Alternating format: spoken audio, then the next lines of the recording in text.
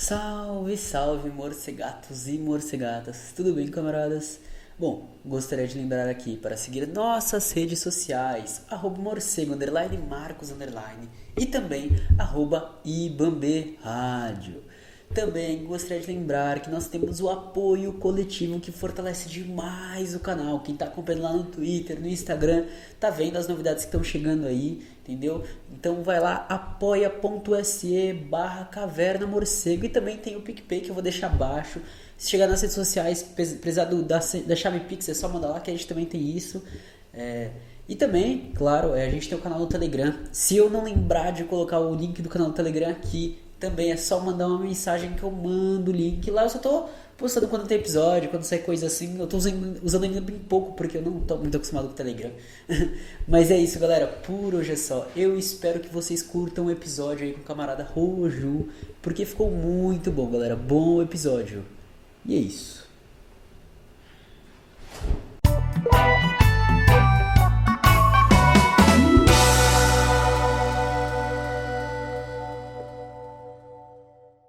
Salve, salve, morceguetes e morcegotes. Sejam bem-vindos a mais uma Caverna do Morcego com seu podcaster da Praxis, Marcos Morcego. E hoje um convidado, ficou me enrolando um tempo, mas tá aqui. Ele me disse agora, antes da gravação, que é a primeira vez dele no podcast. É uma honra recebê-lo. Pode se apresentar, camarada Roju. Oi, gente. Boa noite, bom dia, boa tarde, né? O horário que vocês estiverem me ouvindo aí.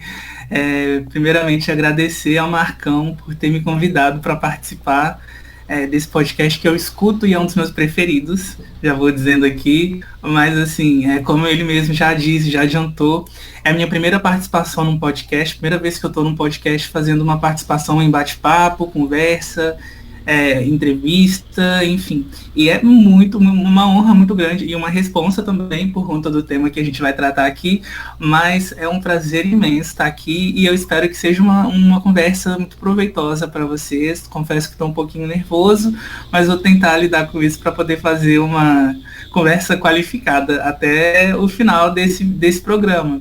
E, bom, para me apresentar, né? Sem mais delongas, eu sou o Roju Soares.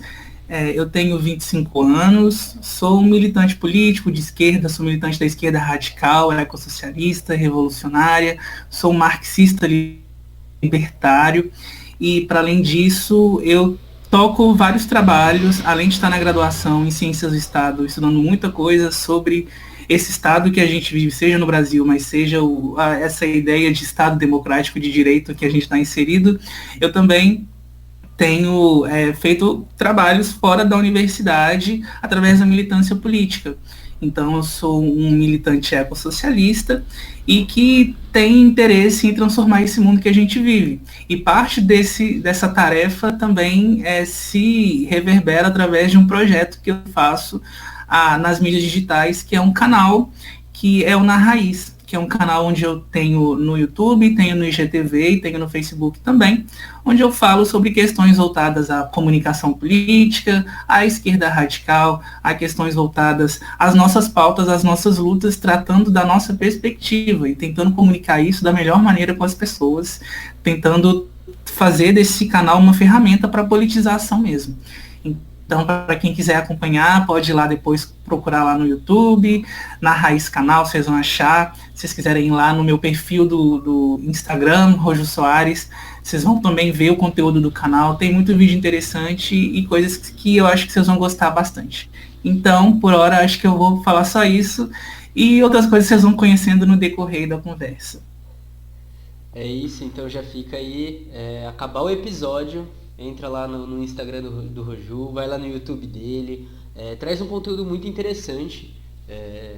Ele tem uma visão muito próxima da minha em muitos pontos, então quem curte mesmo a Caverna do Morcego também vai curtir Na Raiz, e a gente tá aqui para trazer esse diálogo. E como ele mesmo me disse quando ele falou, putz, a gente pode falar sobre isso, o tema é um tema que, por mais que ele vá até sair um pouco, né, de quando a gente está gravando, talvez o debate não esteja tão nessa agitação que está recentemente, ele é um tema que ainda não está esgotado, ele é um tema que ainda tem muita coisa a ser debatida, tem muito entendimento, tem muita confusão sobre o tema, tem muita disputa sobre o que rolou, e a gente vai falar sobre junho de 2013. Polêmico, difícil, complicado, mas a gente está aqui justamente para dar uma desdobrada em alguns lances sobre isso. Então, Roju, o que foi junho de 2013? Nossa, Marcão, tipo assim, é um ponto de partida complicado para a gente poder falar, porque a gente escuta muita coisa sobre o que foi junho de 2013, o que junho de 2013 significa, ou o que junho de 2013 deixou para a nossa conjuntura.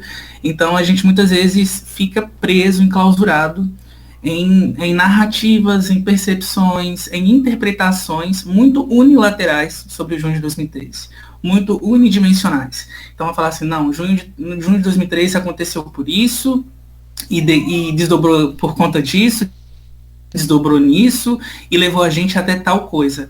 Então, muitas vezes parece até um efeito dominó. Então, junho de 2013 aconteceu, e depois de junho de 2013, uma série de outros acontecimentos aconteceram por conta de junho de 2013. Então, às vezes parece que junho de 2013 foi tipo a teoria do Big Bang, que explodiu assim em junho de 2013, e aí depois disso várias coisas foram surgindo na conjuntura brasileira, que desdobraram em várias contradições, vários conflitos sociais e antagonismos.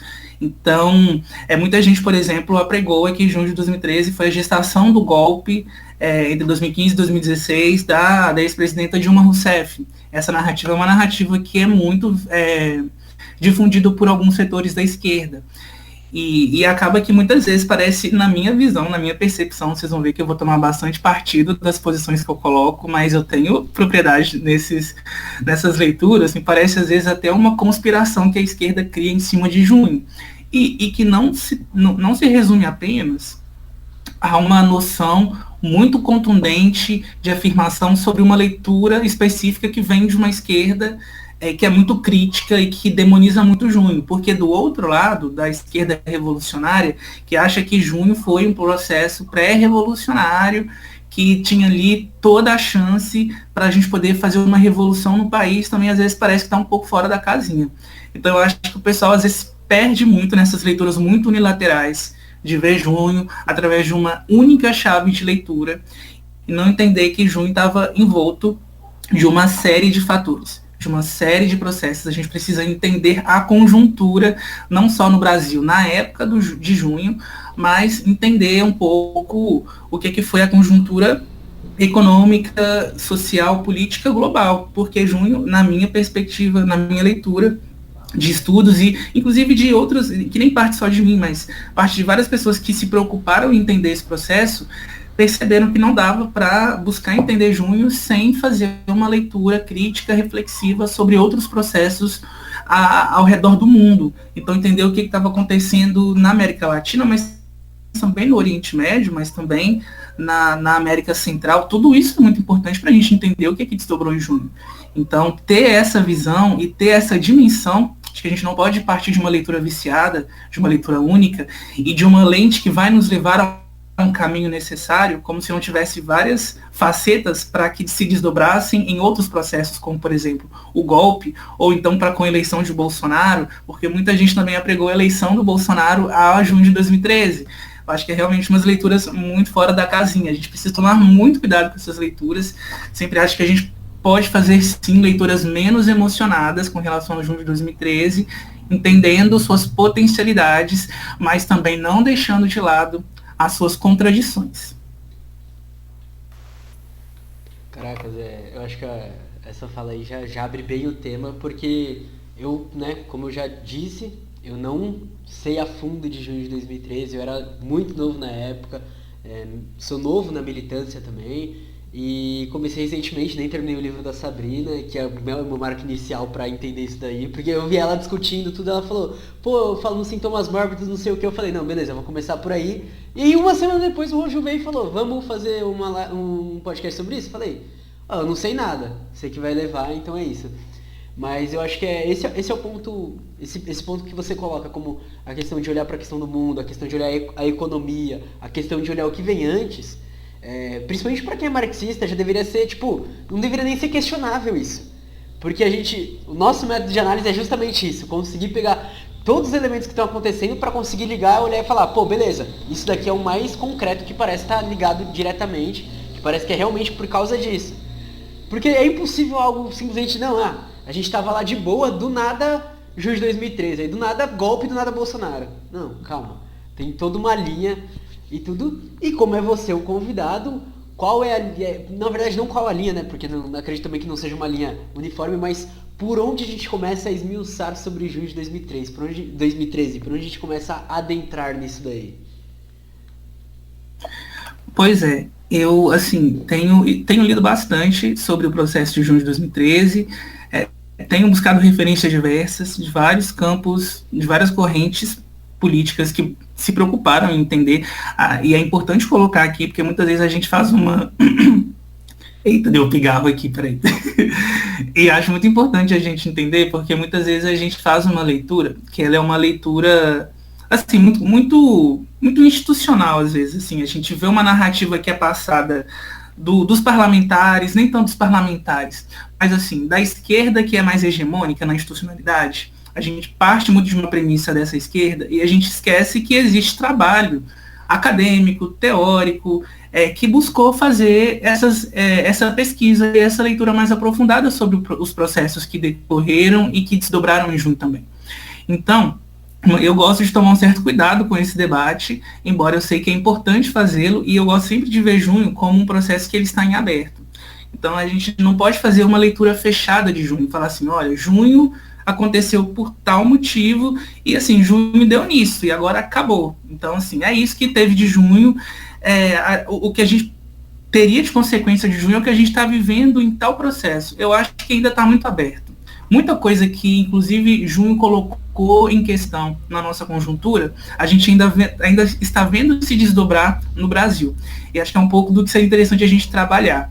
Mas, em linhas mais gerais, eu acho que uma das coisas que eu sempre percebo nas leituras que eu faço é de que o período em que junho pipocou, digamos assim, em que as manifestações eclodiram no país, foi um período que, em escala internacional, estavam ocorrendo várias manifestações e que, em alguma medida, tiveram pautas, reivindicações, demandas que se interconectavam com algumas questões que estavam sendo tocadas também nas mobilizações de junho. Então, se a gente for olhar em escala internacional, a gente vai ver que existe um ponto na conjuntura, na geopolítica, que foi muito marcante, que foi aquela crise de 2008, lá nos Estados Unidos, que teve uma crise econômica muito forte, que foi uma crise que, indiscutivelmente, ela atravessou o mundo inteiro, né, uma crise do capitalismo, inclusive, e é uma crise que, por exemplo, lá nos Estados Unidos, ela gerou uma mobilização que foi muito interessante, que foram setores da sociedade civil, organizações, movimentos sociais, que se mobilizaram contra o aumento do desemprego. E aí fizeram um movimento do Occupy Wall Street. E tinha até um slogan que hoje a gente, inclusive, reivindica muito na esquerda radical, que é o do nós somos os 99% contra os 1%. Então é um slogan que ele ganha um contorno muito grande naquele processo. Então a gente conseguir entender que ali, por exemplo, já é um elemento muito interessante na conjuntura internacional, onde as políticas neoliberais elas vão rompendo com essa lógica do consentimento com relação à população, porque elas vão gerando um processo de sucateamento da vida, de pauperização da vida, principalmente das camadas mais pobres, e começa ali no país central da ordem, e isso vai começando a se expandir através do mundo inteiro, né? Em algum momento, isso ia chegar no Brasil, embora tardiamente, mas ia chegar no Brasil. Mas enquanto a gente teve esse processo de protestos contra o neoliberalismo e o Occupy, ele foi uma expressão disso, a gente teve também, por exemplo, um outro processo nesse primeiro período, que foi a Primavera Árabe, que teve manifestações na Tunísia, no Egito, também contra políticas de austeridade, também contra medidas neoliberais, por mais que também desencadeou em forças conservadoras dos muçulmanos e tudo mais que tomaram o poder, foram setores populares que tinham medidas ali de democracia mais direta, mais ampla, que se mobilizaram e foram às ruas pedindo por mais direitos sociais, por mais qualidade de vida. O que também se repetiu na Grécia, também se repetiu na Islândia, também se repetiu em Portugal, também se repetiu na Espanha. A gente tem, por exemplo, na Espanha um movimento que ficou muito forte, que foi o movimento dos indignados, que depois deu consequência ao que foi uma articulação do Podemos, que se tornou um dos principais partidos hoje na Espanha, que tem as suas contradições, obviamente, mas naquele período ali foi um partido que foi uma mobilização que conseguiu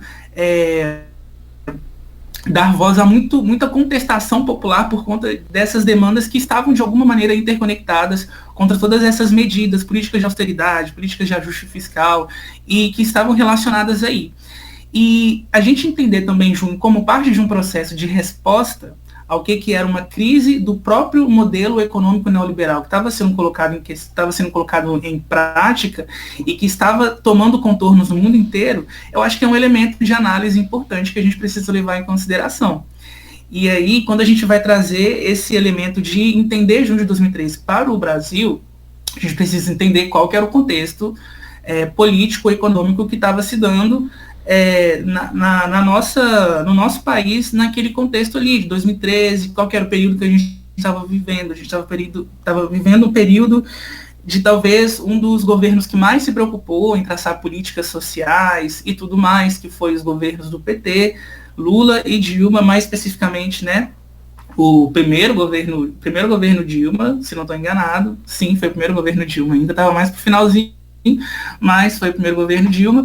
Então, assim, a gente estava vivendo aquele período, mas a gente já estava vivendo um período em que o que foi o processo da nova república, que ela se consolidou no Brasil com a Constituição Federal de 1988, ela já estava passando por uma série de tensões, uma série de contradições que estavam sendo colocadas em xeque e que a população estava se realmente cansando do que estava sendo essa experiência e das contradições do que a gente teve de implementação de democracia liberal aqui no Brasil, que foi uma democracia muito truncada, uma democracia muito problemática, mas que foi alguma democracia que tentou se consolidar.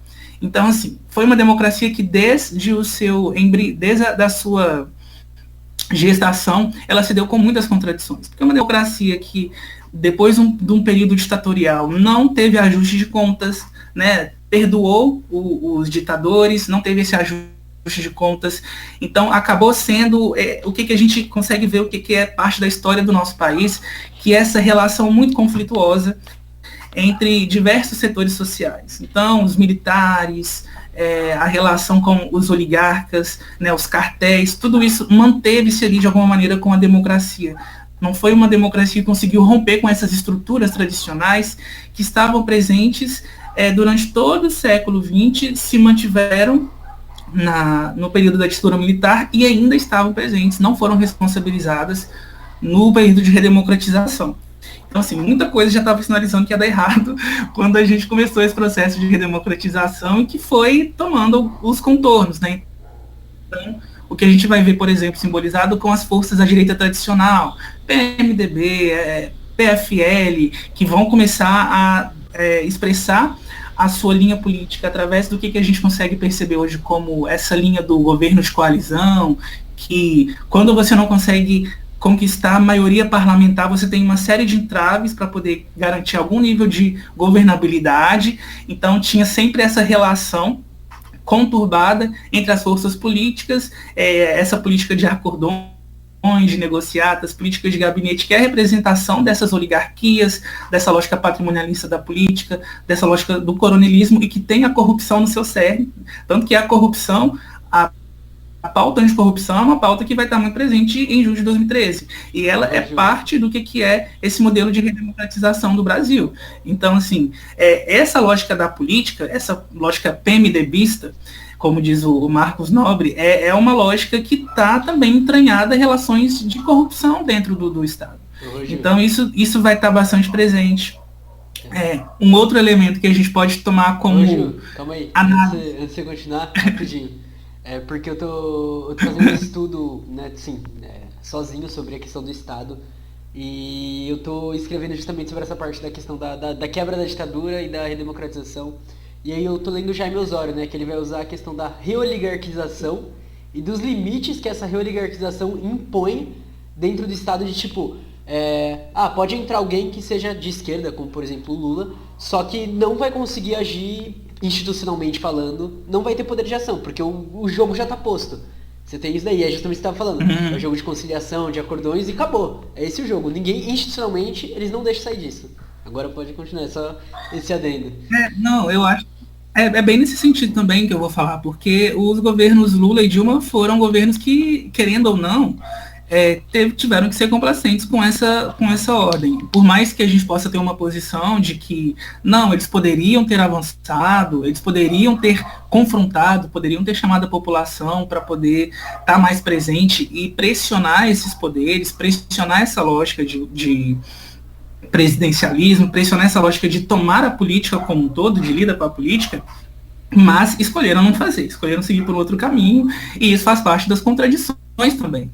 E aí a gente vai ver, por exemplo, no período FHC, a gente teve também uma lógica que deu continuidade ao que foi tanto essa questão do PMDBismo, porque o PMDB se manteve nos governos FHC, se manteve na base do governo, e aí a gente vai ver contradições, o país foi um governo que implementou ali o Plano Real, que deu bastante abertura para o mercado internacional, mercado estrangeiro, então a gente vai ver como que o neoliberalismo, por mais que na década de 90, com toda aquela questão da maré rosa, que estavam chegando os governos progressistas, começando a ter mais força, na América Latina, inclusive, isso vai ter um impacto muito profundo com relação às nossas relações, com relação ao avanço da esquerda também nos países, mas aqui no Brasil a gente ainda estava tendo esse processo de abertura e também de implementação de medidas neoliberais, e os governos do PSDB, eles são também uma expressão muito grande disso, que muitas vezes o pessoal fala assim, mas é muito diferente do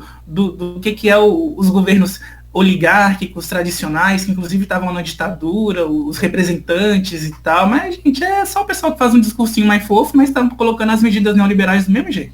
Então, assim, não tem muito o que estressar com relação a isso, não. Estressar com relação às medidas que eles implementam. Mas eles representam o mesmo projeto econômico, não tem como a gente diferenciar tanto.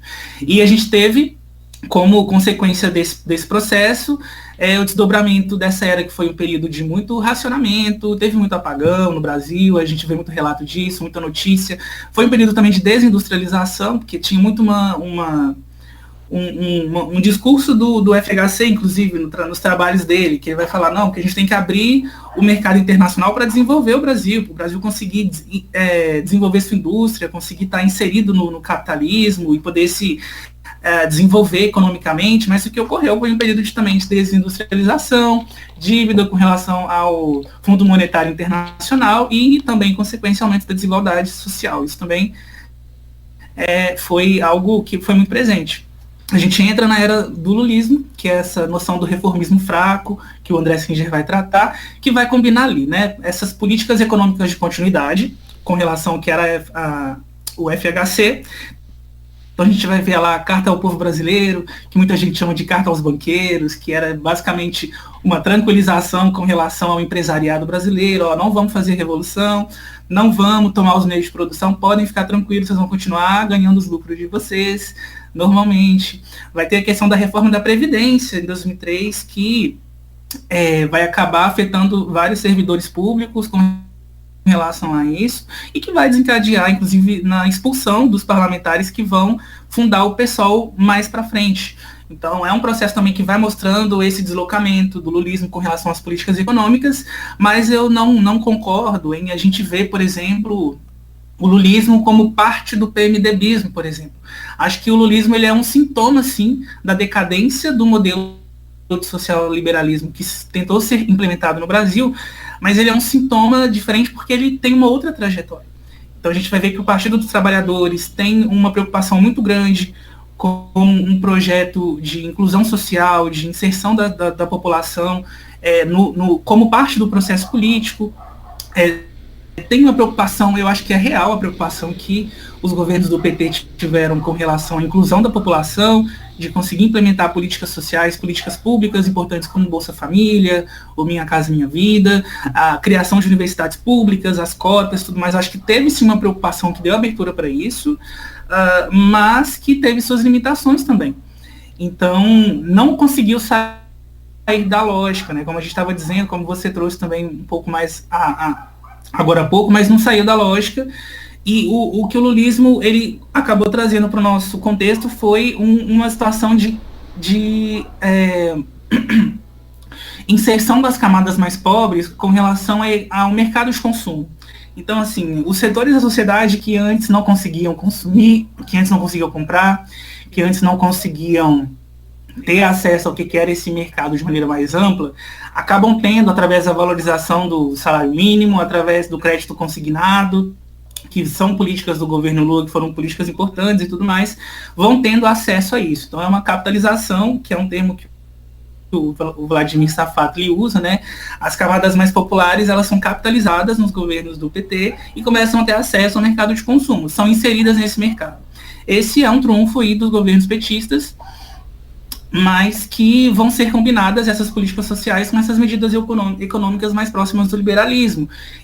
E uma das coisas que o lulismo se preocupou em fazer foi de implementar uma noção nacional desenvolvimentista na economia, que era fazer com que o Estado tivesse um papel muito importante no desenvolvimento do país e no mercado interno. Então a gente vai ver que o Estado vai investir bastante no Banco Nacional de Desenvolvimento Econômico e Social, que é o BNDES. A gente vai ver em grandes empresas estatais surgirem, né, terem bastante força, na verdade, como a Petrobras, ou então que vão ter bastante fomento do poder público, como a Vale e tudo mais. Isso vai ser parte desse projeto nacional desenvolvimentista e também de ter esse investimento do Estado para que o Brasil pudesse ser competitivo até mesmo no mercado estrangeiro. Isso também é parte do que é a combinação de políticas diversas que o Lula vai tentar colocar, que eu acho que faz parte também dessa lógica populista do governo dele, e ele mantém essa relação com a política, com as oligarquias tradicionais e conservadoras. Então vai fazer aliança com os setores fundamentalistas religiosos, com a bancada conservadora, a bancada Boi, Bíblia e Bala. Vai ter essas alianças ali, vão ter muitos setores que vão ser base do governo, né? Do lulismo e tudo mais, e a gente vai ver que isso vai se desdobrar em muitas contradições.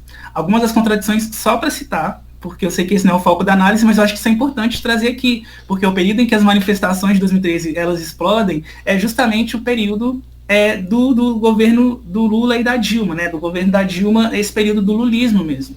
Então a gente vai ver algumas contradições que vão surgindo ali, porque não foi só um governo de flores e benesses para a população.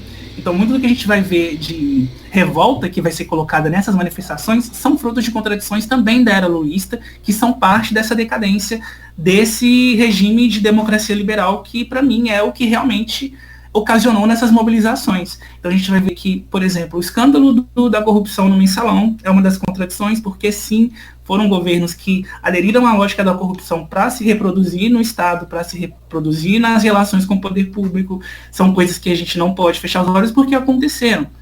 Então a corrupção está presente. E com isso veio também, para poder manter a confiança do empresariado com a burguesia nacional, com as oligarquias políticas, teve a desmobilização dos sindicatos, teve o aparelhamento dos movimentos sociais, que se enfraqueceram nesse período, tanto que a capacidade de mobilização ela diminuiu muito, ainda mais no contexto do golpe, onde foi muito difícil mobilizar muitos setores da população para poder manter o governo, para que pudesse combater a tentativa do golpe, e os movimentos sociais foram enfraquecidos nesse período. Então é parte desse processo também. Reprodução da desigualdade. Quando a gente vai ver alguns estudos que já foram feitos, em 2013, por mais que a gente teve, sim, capitalização da população, a gente não teve redução da desigualdade. Por quê? Porque a população teve acesso ao consumo. Porém, boa parte da população teve acesso ao consumo. Porém, as pessoas, os bancos, as empresas continuaram lucrando, né, exorbitantemente. Né? Nunca lucraram tanto quanto no meu governo, já dizia Lula. Então, assim, não houve um processo de redução da desigualdade. Houve um processo de capitalização e aquecimento da economia interna, com a população tendo mais acesso e consumindo mais, mas os bancos também seguiram lucrando.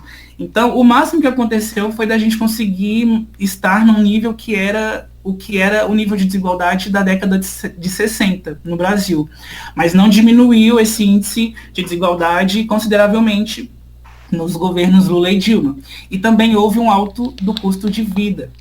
Então, por exemplo, esses setores da burguesia, das elites econômicas, fizeram muita pressão para que nesse contexto tivesse um custo de vida mais alto também, principalmente com a população mais pobre podendo ter mais acesso, podendo viajar, podendo ir para Disney e outras coisas assim.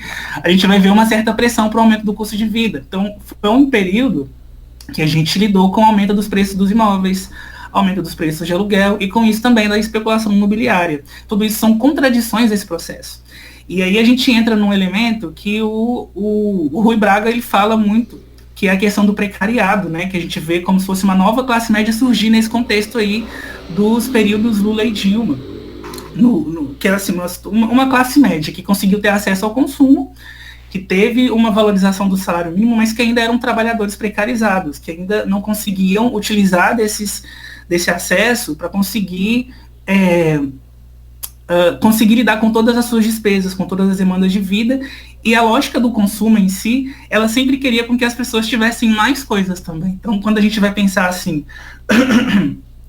eu tenho agora um carro, com muitas prestações, né? Então tem o processo de endividamento também nesse processo, tem agora uma casa, tem uma TV, mas sei lá, eu queria abrir uma empresa e não consigo abrir uma empresa, a vida tá difícil e a culpa é do PT. Então, assim, a gente tinha um processo onde as pessoas começaram a ter acesso às coisas, mas não havia uma tomada de consciência de como se deu esse processo de aquisição de bens materiais e bens de consumo, e também sobre quem eram os sujeitos e por que a gente estava tendo acesso àquilo e qual o horizonte que a gente deveria lutar para que, por exemplo, os reais atores que são os responsáveis pela exploração das pessoas pudessem ser cobrados a sua responsabilidade. Isso é algo que foi deixado de lado com relação aos governos Lula e Dilma. Então, essa tomada de acesso veio também com essa contradição das pessoas não entenderem também de como que esse acesso veio. E quando queriam chegar a outros lugares e não conseguiam, essa frustração que poderia ser colocada como relação ao que é o modo de produção capitalista, ela era capitaneada para o antipetismo e para o anticomunismo também. E eram outros processos, né? Enfim, eu vou parar de falar sobre isso porque eu já estou elencando muitas contradições. Mas outras coisas que aconteceram.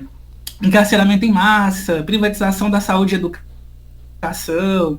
A gente teve muitas questões, principalmente porque nas manifestações de junho de 2013, bandeiras que foram muito, muito importantes, para além do transporte público, de um preço mais justo, de precarização do transporte público, foram bandeiras tipo assim, porque nós queremos saúde e educação de qualidade FIFA, sabe?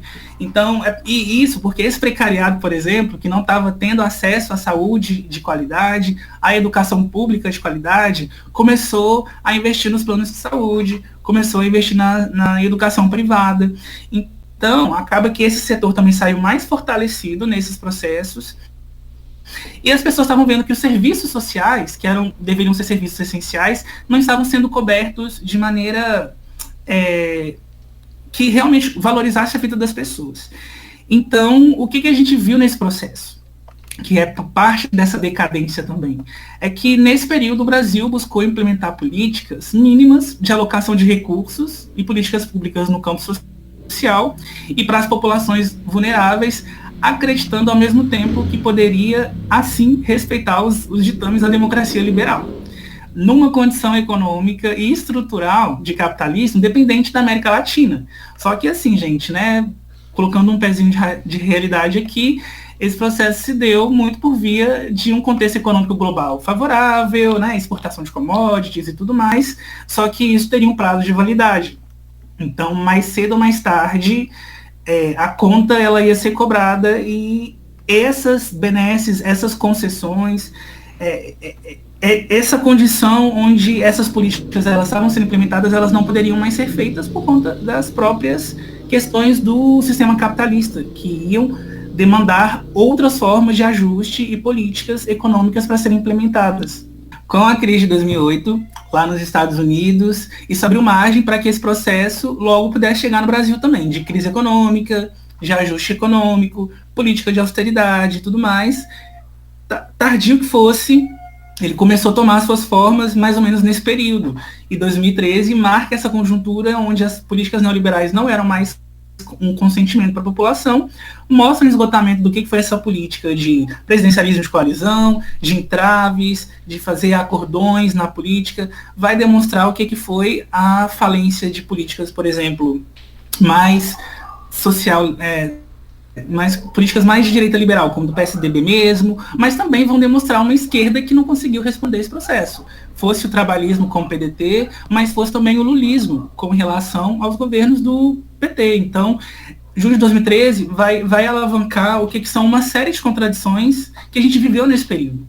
E a gente vai ver que vai começar, por exemplo, puxado por um elemento radical muito forte, porque vão ser principalmente os movimentos autonomistas e anarquistas que vão puxar mobilizações com relação à questão do preço abusivo das tarifas, as condições precárias no transporte e tudo mais, né, tendo ali uma certa adesão da esquerda mais radical. E depois isso vai ganhando outros contornos, porque as mobilizações vão acontecendo em alguns estados e algumas cidades para poder romper, para poder reverter a questão do ajuste das tarifas, e com o processo de violência policial, repressão policial aos manifestantes, isso vai gerando uma indignação popular com relação a essas medidas e que vai gerar uma comoção a favor das demandas que esses movimentos vão estar traçando nessas mobilizações também. Então, o movimento de solidariedade vai levar mais pessoas às ruas, vão levar mais setores com relação à solidariedade. Teve até um episódio, que eu não sei se foi em São Paulo ou Rio de Janeiro, acho que foi em São Paulo, em que uma cinegrafista foi atingida no olho, não sei se ficou cega, mas ela ficou muito machucada, com uma bala da polícia e tal. Isso gerou muita comoção popular. As pessoas acharam que realmente estava desproporcional, foram para a rua defender essas demandas e em solidariedade aos manifestantes que estavam lá, né, colocando o corpo à prova. Então isso foi colocado em questão, e a partir disso, a partir do momento em que você começa a ter uma ampla adesão dentro de uma manifestação de amplos setores da sociedade, você começa a ter também uma amplitude de demandas que começam a surgir.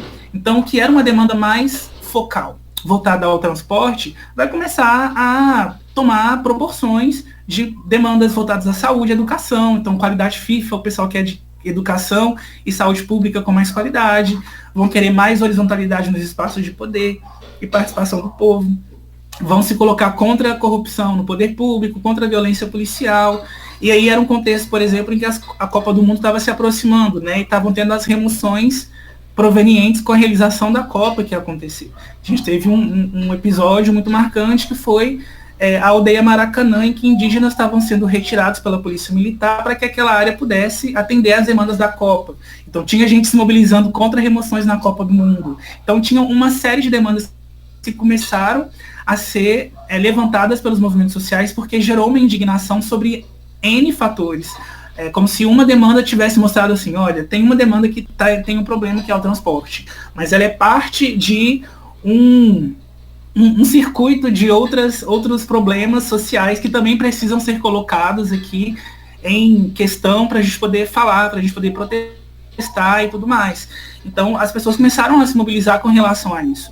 E nesse sentido, a gente teve momentos mesmo em junho. Teve esse momento mais radical, teve esse momento de solidariedade e ampliação das pautas, mas teve um momento de massificação, que foi quando realmente as ruas tomaram um corpo que não estava sendo esperado por nenhum ator político que se inseriu naquele momento. Esperavam mobilizações que poderiam até crescer, mas de forma pontual. Então, a gente teve um processo de massificação, onde setores amplos da sociedade foram às ruas porque estavam indignados com tudo que estava lá sendo colocado, com tudo que estava sendo colocado no regime. Então, assim, foi realmente um momento de indignação generalizada. E aí a gente precisa entender que, no momento onde uma manifestação ela é massificada, as contradições que já estão presentes na sociedade, elas vão começar a refletir na massificação também. Então, assim, contradições da sociedade aparecem em manifestações massificadas, porque são parte da contradição da realidade material. Então, você vai ver gente pedindo uma série de bandeiras, uma série de coisas ali, e a gente vai ver que realmente perde o foco no sentido de ter uma demanda única. É muita coisa que o pessoal está pedindo e vai ser muita gente mobilizando. E com isso, a gente vê que ao mesmo tempo em que tem gente que não querendo que tenha, sei lá, corrupção ou pedindo intervenção militar, como isso aconteceu mais no final do movimento, das manifestações, a gente vai ver, quando a gente passa a perceber essas manifestações de forma descentralizada também, ou seja, não focando só em uma capital ou outra, mas entendendo que foram manifestações que pipocaram no Brasil inteiro, a gente vai ver que em certos lugares tinham muitas pautas feministas, pelo pessoal reivindicando liberdade sexual, de gênero, contra a cura gay, que, né, na época estava sendo colocada como possibilidade por alguns parlamentares, então eram demandas que estavam sendo colocadas. Tinha gente se manifestando contra a usina do Belo Monte, tinha um município pequeno na Bahia que estava demandando por mais posto de saúde na sua região. Então, assim, descentralizadas eram uma série de demandas que estavam sendo pipocadas. Mas com a massificação, também veio um processo de despolitização e de cooptação das pautas também.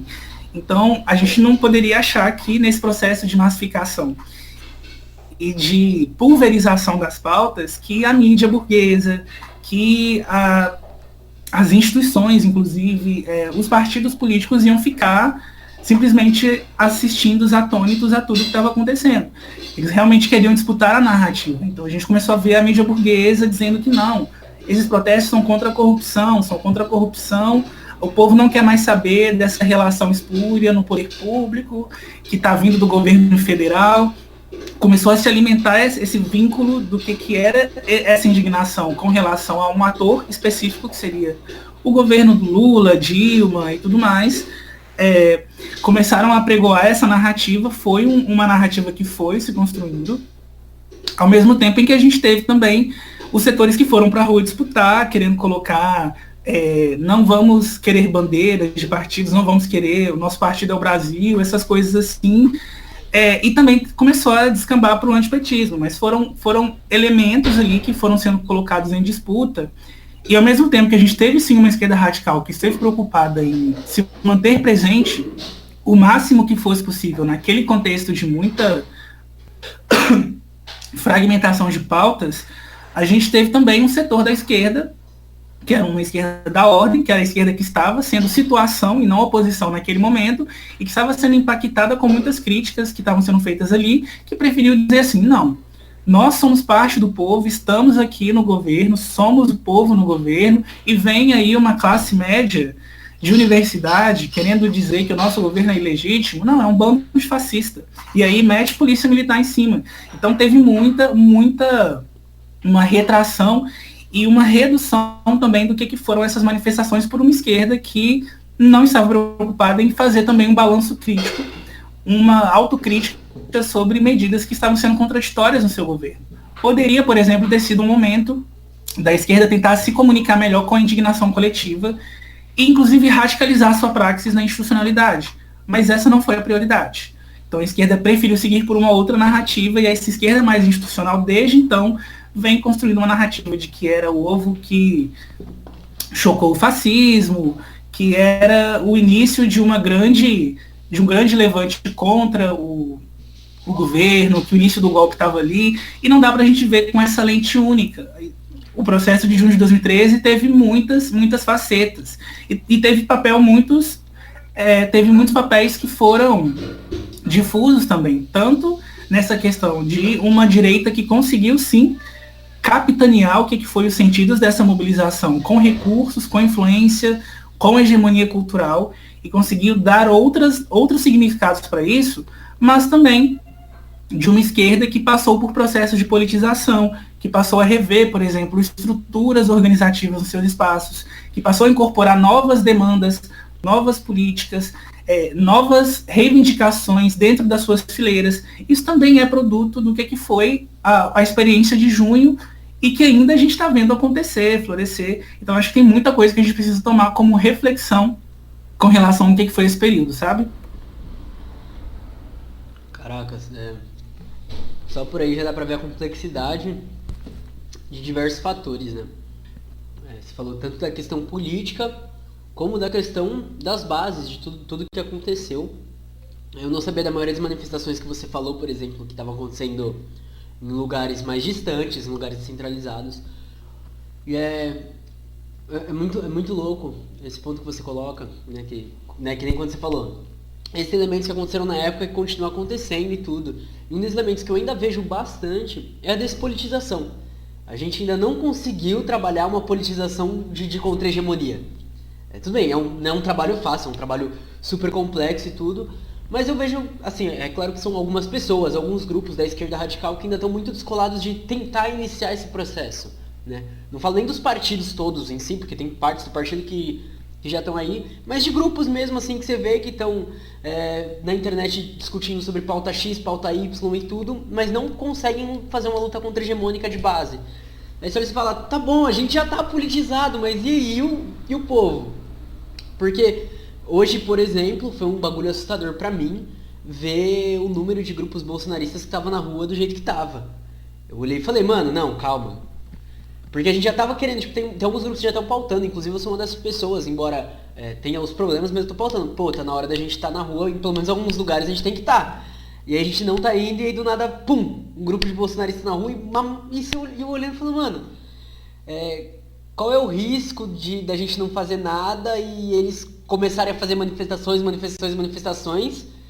e a gente acabar perdendo alguns espaços, mais do que a gente já perdeu tudo, não sei, tipo, são só pensamentos, só perguntas mesmo, só questionamentos. Mas eu acho que é isso, se tiver alguma coisa mais pra falar, pode continuar.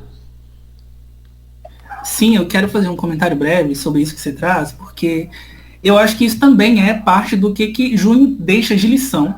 Por mais que, como eu disse, é um processo em aberto, que a gente precisa manter o diagnóstico vivo, atento, para a gente poder entender os processos e mais elementos que surgem para a gente incorporar a nossa análise e nas nossas reflexões sobre o que junho trouxe com relação a isso, da gente ver realmente junho como um marco conjuntural, que denota essa falência de um período e que está mostrando que a gente precisa tomar outros caminhos. Mas isso vai dizer muito sobre quais caminhos a esquerda escolheu tomar desde junho de 2013.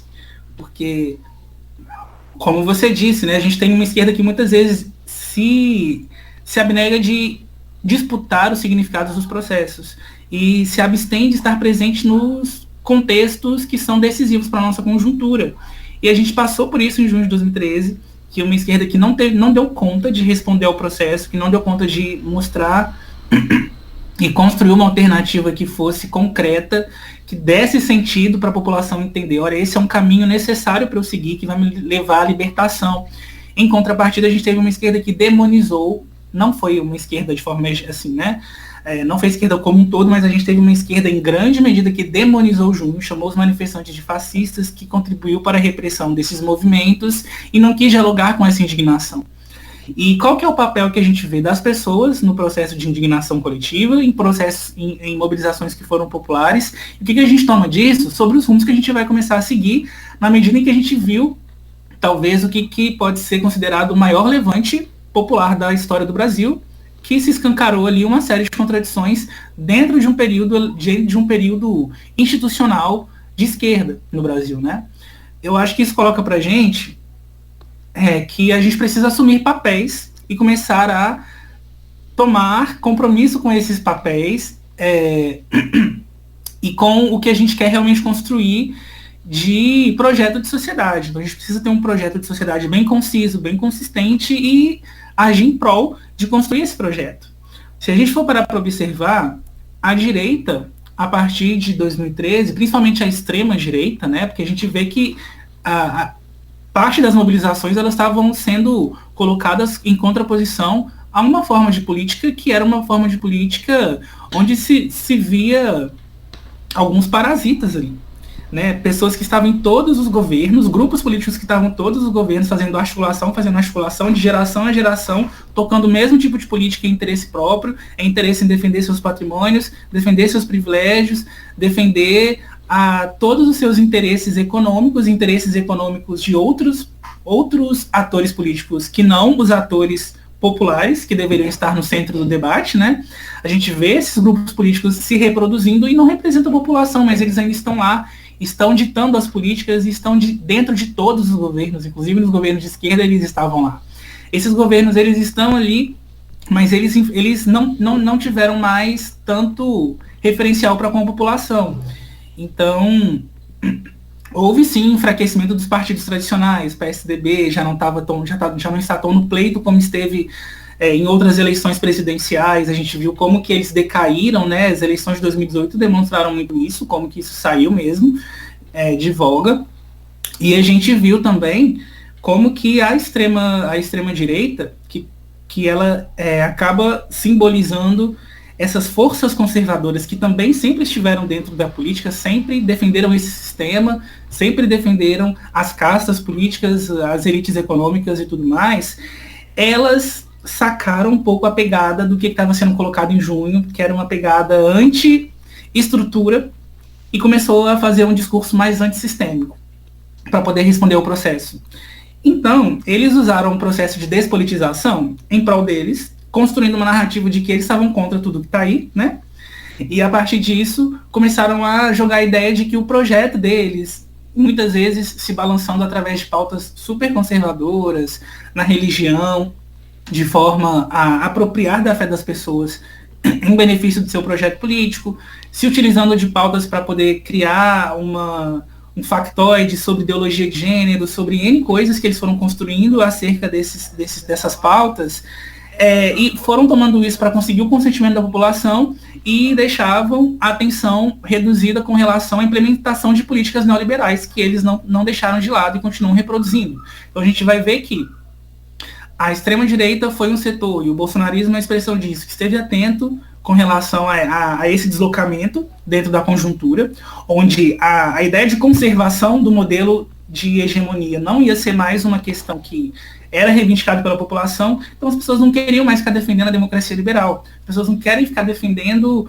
o Palácio do Planalto, não querem defender a estabilidade das instituições, eles entenderam isso.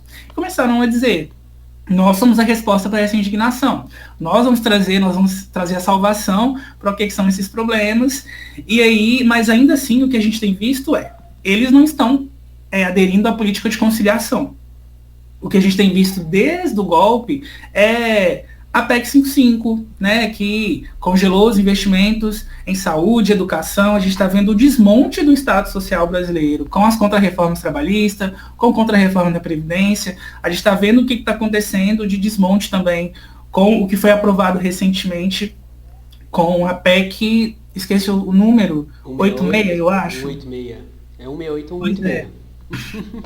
E assim, tá com aquela pecha, né, de PEC emergencial por conta do auxílio, mas coloca um valor irrisório que tem limite, que não vai durar só alguns meses para sustentar algumas pessoas com um valor que realmente é irrisório, enquanto vai abrindo margem para medidas ainda de mais desmonte, de acabar com concursos públicos, de desvalorizar... Batata liberal. Então, assim, estão passando a boiada mesmo, e isso é um projeto político que está sendo implementado de não conciliação, de não adequação ao que era o projeto de pactuação que era anterior a esse projeto bolsonarista e conservador, mas que ainda assim está dentro do sistema. Afinal, eles não vão romper com o Estado capitalista, né? Eles estão aí para poder manter esse sistema da pior maneira possível, da forma mais autoritária, mais violenta, mais militarizada, contra as populações pobres, pretas, periféricas, mas eles estão lá. A esquerda, em contrapartida, pelo menos a esquerda da ordem, mais institucional, mais parlamentarista, como que ela tem respondido a esse processo? Qual que é o sentido de politização que a gente tem buscado construir? Porque muitas vezes me parece que a esquerda, ela está num estado de paralisia. Se a direita conservadora, ela virou um parasita na política, que só contribui para o desmonte do Estado, a esquerda virou um membro que está paralisado.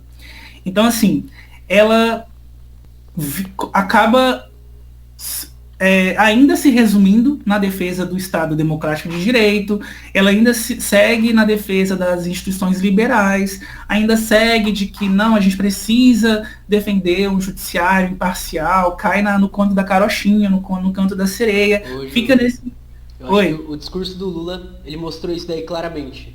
Ele falou, Sim. Não, o que aconteceu comigo e tudo, eu não vou guardar rancor nem nada, e a gente vai fazer conciliação, a gente que vai conversar com os economistas.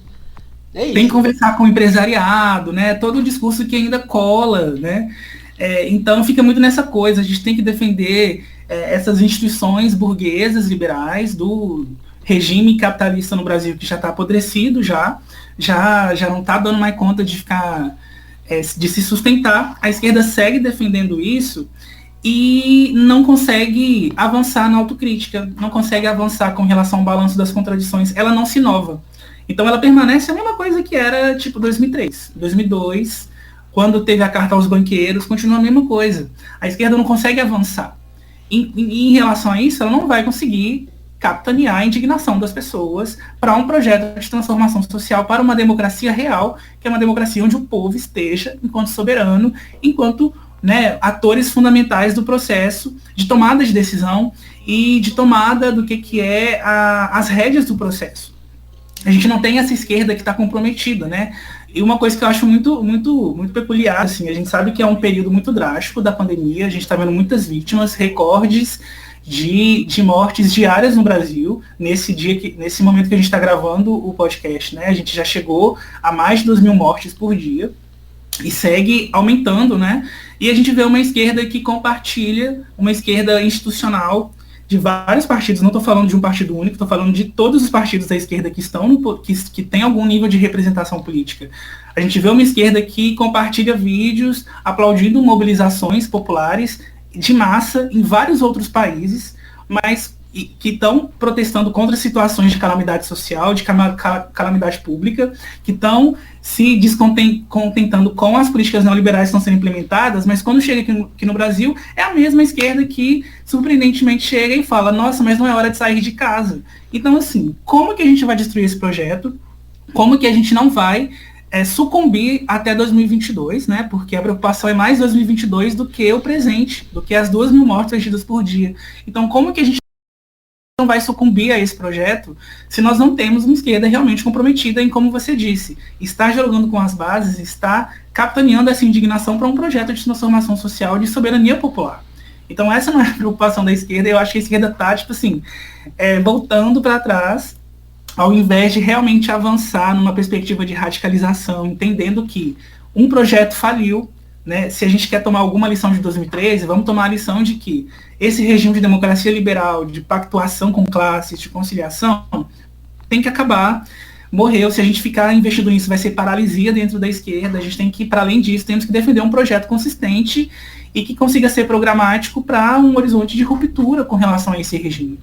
E a gente não consegue avançar em relação a isso. A gente vê uma esquerda muito presa, muito enclausurada em defender a instituição liberal, em defender o Estado democrático de direito, e não aponta suas contradições, não defende um outro modelo de democracia possível, que é um modelo de democracia ecossocialista, que rompa com todas as explorações, que rompa com as opressões e que não destrua a natureza nesse caminho. Então, eu acho que, assim, é parte do balanço que a gente precisa tomar para junho de 2013, senão virão outros junhos, inclusive, virão outros processos de mobilização, de indignação, e a esquerda não vai saber disputar o significado, a esquerda não vai saber lidar com os processos, e ao invés de fortalecer o seu projeto, vai sair mais enfraquecido. Palavras, acho que cruciais. O episódio todo, né? O episódio...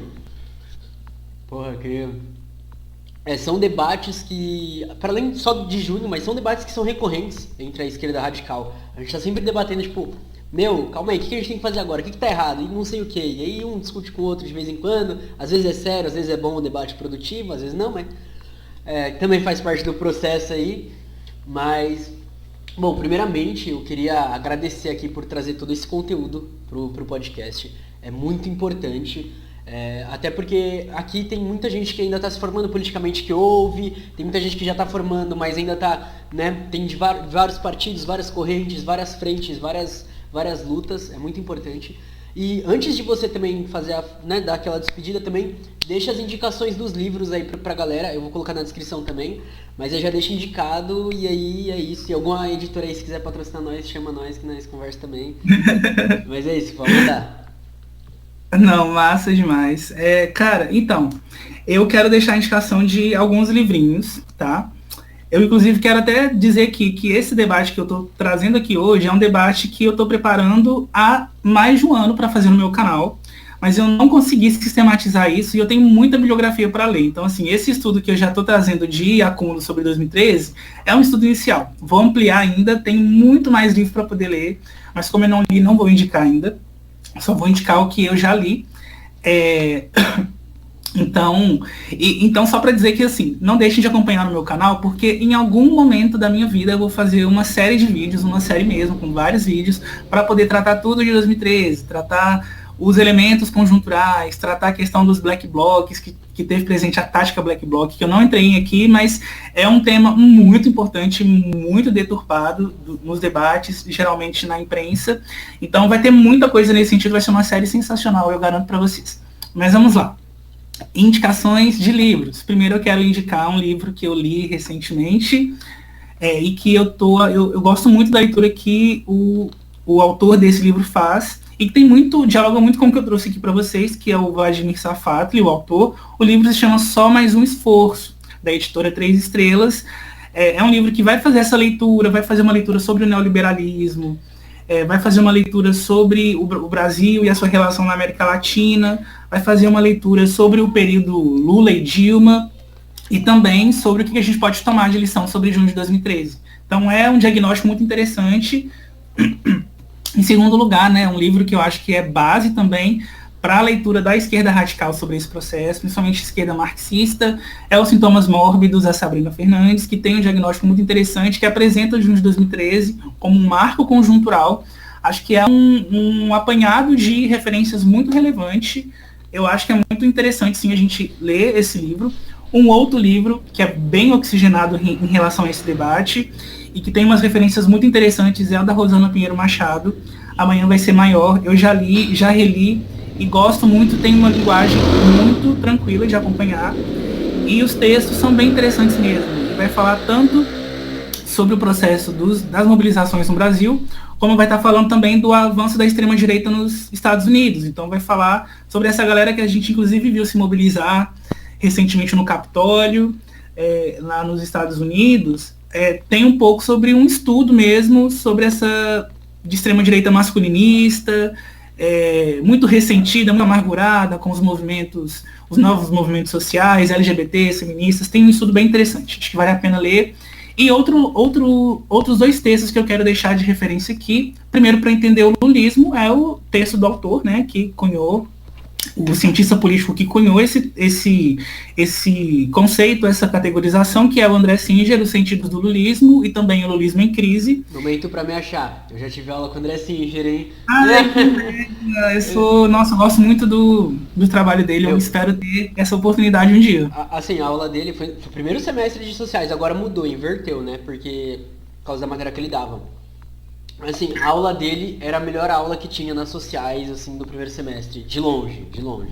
Pois é, André Singer, meu querido, se você por um acaso ouvir esse podcast em algum momento da sua vida, saiba que eu sou uma pessoa que admiro muito seu trabalho, gosto muito da síntese que você traz com relação aos governos do PT, e eu espero um dia poder assistir a uma palestra, que seja um seminário, uma aula. Vou assistir, assim, emocionado, tá? Já deixo aqui o recado para você. Vou mandar pro pessoal da USP e falar, ó, tem que chegar no André Singer esse episódio, tá, galera? Deixa na mão dele. Nossa, ele vai me ouvir falar, depois se eu falar alguma besteira, gente do céu, mas ele pode mandar. Prefiro que ele puxe minha orelha depois do que ele nunca saber dessa mensagem. E o último trabalho que eu acho interessante é o trabalho do Rui Braga sobre precariado, que eu acho que vai falar um pouco sobre a nova classe média, que toma essa ascensão no governo do PT, que não deixa de ser classe trabalhadora e que toma outros contornos, que é muito interessante o estudo que ele faz com relação a isso. Eu acho que é bem original mesmo. Eu gosto, também gosto muito do trabalho do Rui Braga. Acho que é uma referência interessante. E bom, gente, eu acho que referências já tá bom, né? Assim, muito material por enquanto, tá bom, pode ser isso aí. Perfeito, Roju. Então, foi uma honra muito grande ter você aqui. Galera, não esquece de ir lá seguir o Roju. Ele já falou o canal do YouTube dele. O canal do YouTube dele já é massa demais. Imagina com esses projetos aí que estão vindo, entendeu? E é importante também pra gente que é da esquerda radical aqui, ó, tá fazendo essas conexões aqui, que aí o bagulho fica louco e não tem pra ninguém. E, bom, também vou me despedir aqui, galera. Muito obrigado por quem ouviu até aqui. Espero que vocês tenham gostado desse episódio. Foi um episódio... Porra, aulas, cria, aulas. E é isso. Não esquece de seguir meu Instagram, morcego, Marcos, também é o Twitter, e também tem a Ibambe Rádio, @Ibambe Rádio, tem o site, @ibambecorp.com.br. E é isso, galera, eu fico por aqui. Beijo, beijo, beijo!